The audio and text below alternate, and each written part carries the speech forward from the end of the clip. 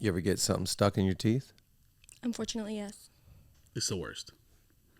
I mean, I'm going to be honest. I'm fresh off of lunch, so I'm just a little bit, I'm coming back, my first episode back, and I'm a little bit like, hope nothing's in my teeth. And it's an acai bowl. It's like there's the number one offender. And yeah, by the way, it's like when you have acai, I mean, what could it be? Granola, blueberries, hemp seed. You got some flax. You got choose your own adventure. Yeah. It's like last night I'm making my boys floss. Remember when your parents used to make you floss when you were a kid? Yeah, I did, like with 2 teeth. Yeah, you're like, this is the biggest waste of my time. Yes. Outside of all the chores I have to do. That's right. Mm-hmm. And then you grow old and you're like, you all of a sudden, there's a passion about flossing. Like this affects my social life from a smell standpoint and a visual standpoint.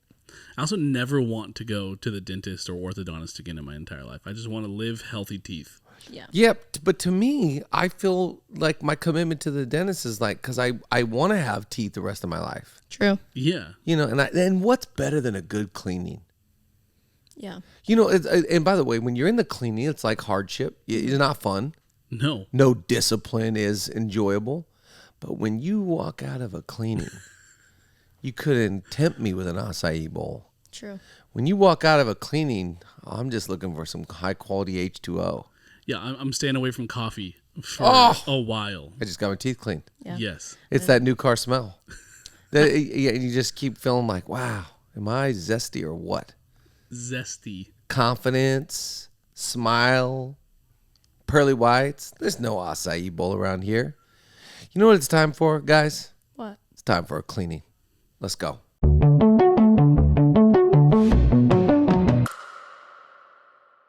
Oh, welcome back, leaners. Welcome back, welcome back, welcome back.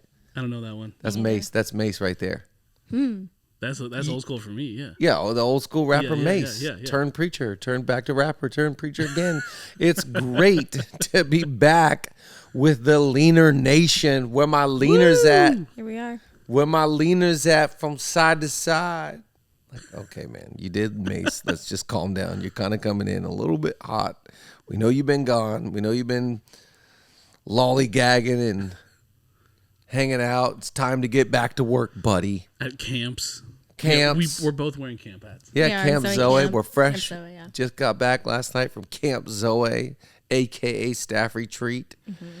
And I got to be honest, everywhere we went all summer long, I'm a leaner. Yeah. Gosh, do we have the best people. The best. I got to be honest, maybe the Roganers or whatever, and maybe the, I don't know, maybe the Impulsors are great. Maybe the Call God Daddies or whatever.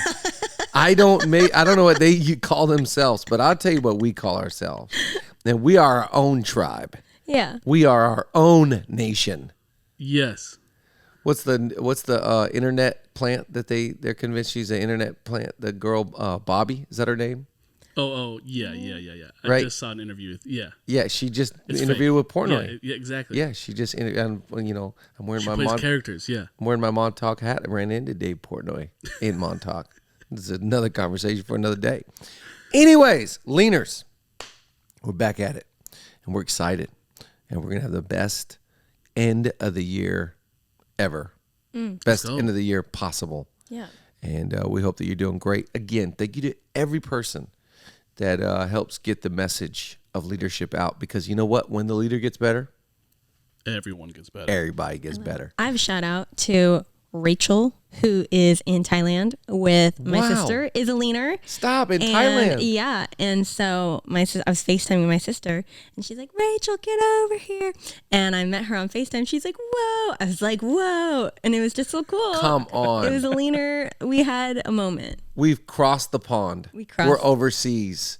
Yep. If you're overseas listening to Lean In, let us know. We want to know. Yeah. Maybe there's a leaner in France right now. In France. Now it makes me curious. I want to pull up the demographics for next podcast. Yeah. Let's go through some of our I'll data. run a What do report. you want to take a census like David? Get us all killed? Let's do it.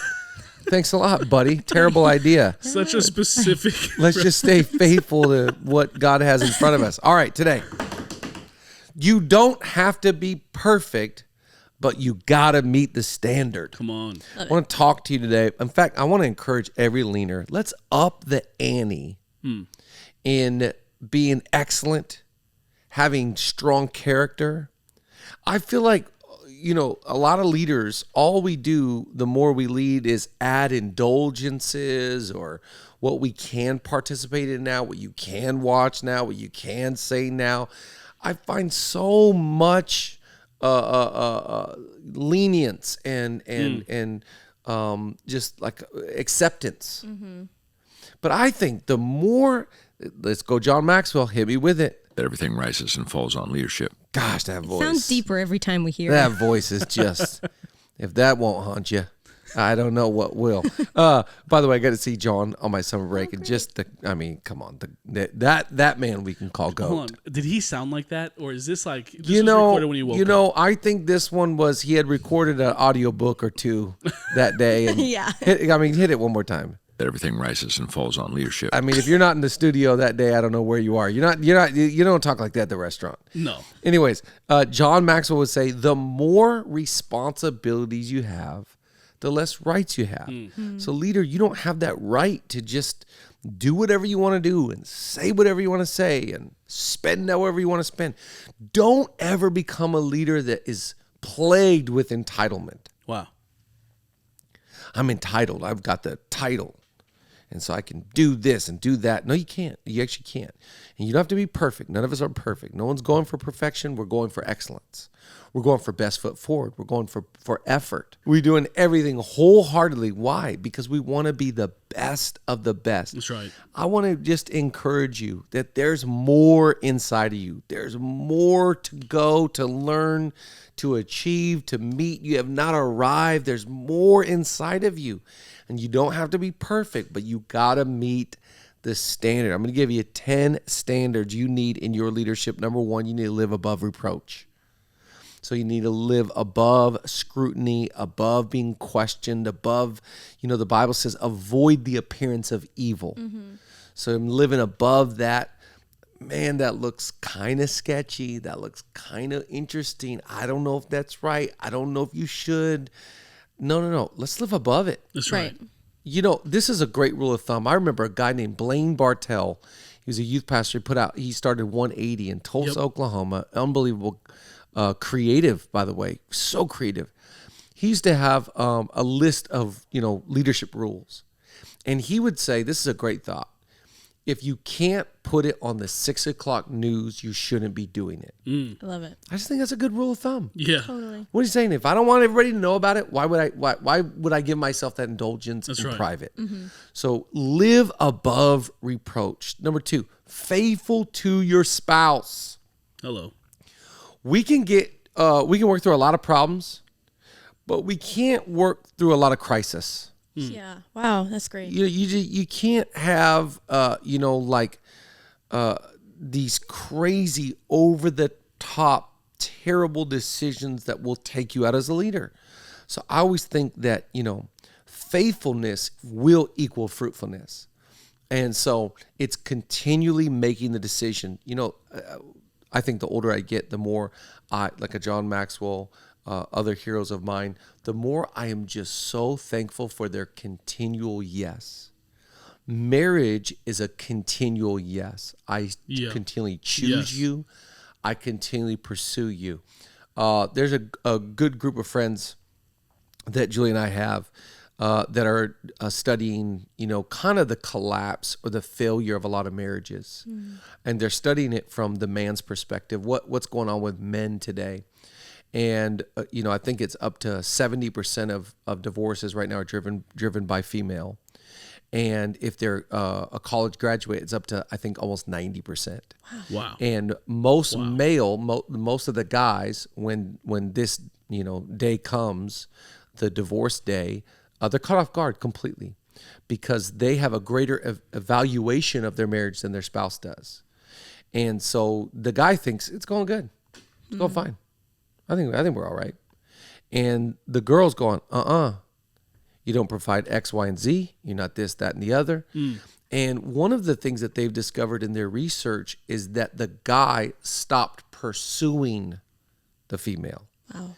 And became very just lackadaisical, very lazy, very just tell me what to do. Tell me what do you want me to do? I'll just do whatever you say. So now she's the boss. But one of the key contributors to these failed marriages they found is that they stopped. You know, like when you first date and you're like, I want to be by their side. Yeah. I want to go. We've got to go out to eat. We're best friends. Yeah, let's talk. And when you lose that and that drift happens, I think faithfulness is not an attendance issue. Faithfulness is a heart issue. That's right. So My good. faithful in my heart, my faithful to love you and pursue you and know you and understand you. And, you know, people are changing. Yeah. So the new iteration of you, do I understand how you feel now and what season you're in? And I just love that. Be faithful to your spouse. You don't got to be perfect, but you got to have that one. Yeah, absolutely. It's not going to go well if we mess that up. That's called home. Number 3, self-control. You got self-control. So I understand we're all emotional. We all have emotions, but for the most part, it's like what I tell my boys. Are you controlling your emotions, or are your emotions controlling you? Wow. Self-control, the exercise of self-control, which, by the way, manifests in multiple areas of our life. Let's just look at time, talent, treasure. How do I control my time? I tell my time where to go. Time doesn't tell me That's where right. it goes. That's right. I control my time. I control my emotions. I control my spending. I think the average American spends 17% more than they make annually. It's crazy. 17% more. What is that saying? It's saying no matter what I make, it's not enough. So I don't have the self-control to live under my means. That's really good. I want to find this. I got to do that. I got to go there. I got to, Yep. last night, Taylor Swift, is playing here in LA. I think it was her last night, if I'm not mistaken. And so some girls, at their house talking to Julia, and, we're going to go down, we're going to try to scalp tickets because right when the show starts, about 30, 45 minutes in, the tickets prices go down and, we can be in the nosebleeds, but at least we're there. And some of the ticket prices, I looked at Julia, I was like, should we go? Like, this is kind of like Yeah. extremely You should've affordable. We should have got too tired. Yeah. And so when I saw one of the girls this morning, I said, did you go? Did you get in? And she said, even with the deal, I just knew financially it wasn't the right decision. And I was like, it's just self-control. Yeah. Yeah. I'm in control. And I think it's hard to follow a leader that's inconsistent. Part of exercising self-control is I self-regulate, I self-lead, I have self-respect, I have self-esteem, I have self-control.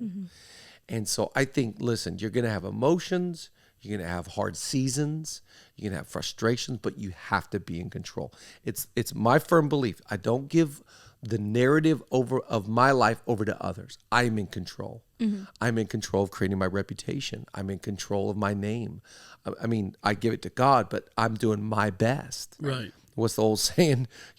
Pray like it depends on God, work like it depends on you. So There's good. some control here. Number 4, you're respected by all. You're respected by everybody. And here's the goal, leader. Everyone that knows you the best respects you the most. The people that know you, they know you good, bad, and ugly. And by the way, there needs to be some people in your life that they can see your human side. But this is a great thought. I've been thinking about, for leaders, when the novelty of who you are wears off, can people still not treat you with familiarity, Wow. hold you in high esteem Wow. and respect? Yeah, right. Because people get around you like, to April, wow, Nate. And then they get to know you and they're like, oh, Nate's just like me. Yeah. And April's just, wow, she's got some issues like I got. And she's got some shortcomings like I got. And wow, maybe April isn't that special. There's a day that everybody gets around you realizing they're just a normal person. Yep. And can people still esteem you and respect you and honor you even when they get to know you? Right. You need to be respected by people outside of your company and inside of your company, outside of your church and inside of your church, respected by all. Now, it doesn't mean everybody's following you, but everybody respects you. Yeah. Love that. I think that's what I loved about watching Yeah. Tim Keller and the celebration of his life was that he was respected by everybody. Everyone. And I thought that he won. What is greater than, it's like, do you want to be known or do you want to be respected? That's right. You want to be famous? Well, you can get some virality. We can make anybody famous. Yes. And there's a difference between being Infamous. infamous and famous. Right. Thank you. Yeah. I don't want to be infamous Right. and I don't want to be famous. I want to be respected. It's really great. I want to be someone that's like, wow, I respect your courage. I respect your consistency. I respect your yes. I respect you got a backbone. I respect your leadership. I respect your stewardship. To be respected is the main thing. Hey Leaners, it's so good to be back. We have missed you so much. We're going to take a quick minute from this episode and talk about our sponsor, AG1. We love AG1 here at Leadership Lean In because it helps us take control of our health. It is a supplement and it replaces your multivitamin, your probiotic, and a bunch of other things in just one simple habit. It's a little powder that you can put in your coffee, you can put it in your smoothie, you can put it in your yogurt, your oatmeal, whatever you want. It's great. It's so good for you. It gives you energy, makes us feel focused, and it is so good for you and so easy. And if you want to take control and take ownership of your health, try AG1 and get a free 1-year supply of vitamin D and 5 free AG1 travel packs with your first purchase. Go to drinkag1.com/LLI. That's drinkag1.com/LLI. Check it out. Let's get back to the episode. Number 5, you're a lover, not a fighter. Now, this is the standard. The standard is, I understand we got to address issues. We got to work through difficult things sometimes. We got to have difficult conversations sometimes. Not everything's always that easy. And you show me any leader that can't have a difficult conversation, you're not a leader. Right. Because there's something about clarity and communication and expectations and frustrations. And I respect anybody that has conflict resolution skills. Right. If you have only conflict skills, but you don't have resolution skills, I don't really trust you. Yeah. Because we all have conflict, Right. but we don't all have resolution. So can you get to the place where even if you're a challenge, you're an 8 on the Enneagram? I am, yes. You're a flower child on the Enneagram? What are you? 3. What is a feeling? You're a 3. Okay, 4. Yeah. Yeah. A 3 walking wing 4. feeling. I suppose. Everyone keeps saying that now. I'm like, okay, sure, I guess I'm 3-wing 4. I do have feelings. That got me so good. That got me. And it was my own joke. You're a 3. I'm a 3. My point is, it doesn't matter your personality. Your personality doesn't trump the standard. That's right. The standard is you're known more as loving people than fighting with people. Mm-hmm. If there's always drama around you, it's definitely not what's around you. Yeah, Right. that's so true. It's a you, and you got good. as a leader, you're called to be a peacemaker. You're a bridge builder. Hold on. I'm just going to say this again because I thought that was so good. If there's always drama around you, it's not what's around you. Yeah, that's so good. So good. Like, well, I just think like, one of my values is like, we're the last to know. Mm-hmm. That's a big value for me. We're the last to know. And I think the greatest leaders I've ever been around, they exude great discretion. Mm-hmm. And so the opposite of that to me is you're the first to know. You're always in the know. I don't want to know. I don't want to know what they said. I don't know what they're doing. I stopped watching social media. Yeah. Sorry, I still love the TikTok because it's all random people I don't know. Mm-hmm. I get a lot of news and Your algorithm is so perfect. Yeah. It's perfect for me. It Yeah. really Golf. is. It's golf. But it's a lot of news, a lot of current affairs, a lot of yeah. finances. Yeah, but Instagram I stopped watching because I actually was like, I don't enjoy knowing. Mm-hmm. I don't want to know what they're doing. I don't want to know where they're at. I don't know why. It started to kind of not allow me to be that present. Yeah. It affected my ability to be here in the moment. Wow. I was kind of thinking about other places and things. And I noticed that in myself. So I got rid of it. what my point is that you've got to do everything within your power to get drama off your name. Yeah. Yes. Fighting off your name. Conflict off your name. It's the whole thing. Like, they can change this. This morning we read, this is so good. We're in the book of John today in my morning read through, and it said of Judas, once he ate the bread, from that moment Satan entered. And I thought, wow, isn't that amazing? This is leadership right here. From that moment, Judas changed, but Jesus didn't. Huh. So what leadership to me is, I stay the same no matter what, even though other people can change. And I'm not going as far as to saying Satan entered everybody. I'm just saying that people changed. Some people. But I don't change. So Judas, who was once with me, is not with me. And by the way, it fulfilled a prophecy that those that broke bread with you. And I was writing this morning about people that break bread with you might change. And they might turn against you, but no matter what, you remain the same. I remain the same no matter what. Right. That is leadership. They change, I don't. So good. I grow, but I don't change. Yep. Oh gosh. Somebody bring the keyboard player. Number 6, hospitable. You're hospitable. You got hospitality, which we were talking about a TV show just a minute ago. You guys were talking about, the spirit of hospitality and learning hospitality. I'm a student of hospitality. I'm a student of atmosphere, creating the right. That's Man, right. do I care about lighting and volume. Oh gosh, do I care about volume. I'm always on my Sonos app. We got the speakers through the whole house, and I'm turning this one up, and that one on, and that, and the volume, and the lighting, the candles, and the smell. I'm just talking about my house. Right. When I come in this office, the first thing I say most every time I walk in the office is what? The music is so loud. Turn it down. But it's there's no music playing. Because there's no music playing. So my line when I walk in this office is, hey, can you guys turn the music down? Because there's no music playing. And I'm like, you guys have created a library in a place that should be life-giving. And I just don't like that. It's about, you got to meet the standard of hospitality. Next one, you're not a drunk. You're not a drunk. In everything, moderation. Right. In everything, moderation. Yeah. And what I'm saying is, it's not that you can't have a drink. I went to dinner recently. This is about 3 weeks ago. I went to dinner with someone that I'm getting to know, and this is the first time it's ever happened to me that I can ever remember the person got drunk. And so now I'm at dinner. We're at dinner with somebody, and I'm like, I haven't seen this in a really long time. And this is a, very classy person. This person has a lot of money and is powerful in their own right. Very powerful. And I'm like, oh no. Oh, this is not good.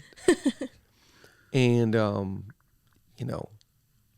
I just thought, you can't do this. It's not good. It's not good for you. It's not good for your name. It's not good for leadership. It's not, there's requirements, there's standards. There's standards that have been set to be a leader. Is that above the reproach? It's always being ready. By the way, so you stay ready so you don't got to get ready. Right. And so, be careful with what substances you are consuming. Be careful with where you're taking yourself or letting those things take you. It's not a good look. It's not going to benefit you. It's not the name or the reputation you want. It's not good leadership. Right. Be careful. Number 8, generous. You're generous. And I love law of opposites. So if being a leader is being generous, the law of opposite here is greed. Mm-hmm. And that spirit of greed, by the way, is never satisfied. It's never enough watches. It's never enough cars. Never enough followers. Right, never right. enough. It's unquenchable. Mm-hmm. It's like the eye can never be satisfied. So you be careful with that greedy spirit, because that greedy spirit wants more. And contentment is learned. Mm-hmm. You learn how to be content. You learn. Wow, this is what I got. Whew, awesome. Yeah. Man, do I love my city, and man, do I love my team, and man, do I love my paycheck, and man, do I love what I'm doing. And you train yourself. Greed will keep you going. It's not enough. They've got more. Comparison is a thief of joy. So you're comparing yourself. No, stop. Settle down. Be generous. The reason why you want to create a budget And the reason why you want to save money is so that you can step into the most fun thing in the whole world, which is being radically generous. That's right. And That's I right. think don't even just think about being generous. Try and even push it to another level. Go over and above in your generosity. That is, to me, the standard, the gold standard of leadership is you're generous with your time. You're generous with your platform. You're generous. By the way, let me just ask you, leader, do you want to have a platform, or do you want to be a platform? Love that. Because if you're generous, you go, when people step on me or step on my name or step on what I built, I want to be a trampoline to launch their career to another level. Good. That is generosity. Yes. And they're not just talking about money. Number 9, you're a good parent. You're a good parent. This is a big deal that you're a good parent. In fact, I just got sent this parenting book earlier today. I'm excited to read it. Nate, you have a phenomenal podcast and huge on TikTok. Everybody at Leadership Leading needs to check out Dads Who Try. Just the thought, just the conversation about parenting. Totally. I think, we have an epidemic of parenting, of poor parenting in America specifically. 1 in 4 households don't have a father or father figure. The ones that do, there's abuse, there's, we're just parenting the way our parents taught us to parent. But I think that transcends, parenting is just the most magnified example of how you see yourself as a leader. So good. And so how that will boil down into your business, into the rest of the people you lead. You just won't be as it won't be as magnified because they're not your kids. Yes, but it truly shows the most, you're saying? Yes. In our children. Yes. Isn't that so true? And that's why we got to continue to work on ourselves and get healthy and get stronger. Because how can we build healthy, strong kids if we're not? Absolutely. And I think that I like setting the standard. By the way, number 2, your marriage. Number 9, your parenting. That's right. Mm-hmm. And it's like, well, I want to be a great leader. Okay, it's not always about the boardroom. No. Yeah. It's about who you are as a person. Yeah. Checking off the right boxes. Yep. And don't be convinced otherwise. Nothing will tell of the greatness of your leadership like your children. That's right. Your children are a true reflection of your values and your leadership and your consistency. And the last one, number 10, here's the standard. You got to be proven. You gotta, when the going gets tough, the tough get going. That's right. I just like that because if I could use his accent, let me slap some Mike Tyson on you for today. Man, if I could do the Mike Tyson, I would hit it. I'm not trying. No, I'm not trying. I'm not trying that. I ain't that dumb. I've been gone, but I ain't been since you've been gone. Everybody's got a plan till you get punched in the face. And leadership is this thing where it's like, I thought I was good. I thought they liked me. I thought we would win. How come I have? Leadership is about learning how to lead through disappointment, how to lead through being defeated, how to lead through a delay. So you got to prove yourself. We cannot do that in 6 months. It takes time to prove yourself that it's like, I've proven my loyalty. I've proven my faithfulness. I've proven that I'm a person of my word. I'm proven that I have integrity. I'm proven that I can continue to be faithful. I'm proving these things. And it's like, and nothing worse than trying to put your weight on somebody that's unproven. Scary. Or another words, trying to put your weight on somebody that's like, I put my weight on here before and I can't. It's like being on a sprained ankle. Yep. It's like there's just no trust. There's no lift. Yep. In other words, being an athlete, you did all the physical therapy, and now you're going up to jump, and it's like, I hope. Yeah. And it's like Scary. But man, when you're proven, people just springboard. I don't even think about it. It's a no look pass. I know you. I know you who you are. I know where you came from. I know what you overcome. I know you could have quit. I know you could have thrown in the towel, but you're here and you're happy and you're joyful. Wow. You listen, you don't have to be perfect, but you got to meet the standard. And the more committed you are to the standard, the further you will go. Let's get it.